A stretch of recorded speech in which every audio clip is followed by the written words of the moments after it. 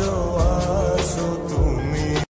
নিকোটিনে ধোয়া বুকে বেঁধেছে ঘর, কথা দিয়েছে সে করবে না পর।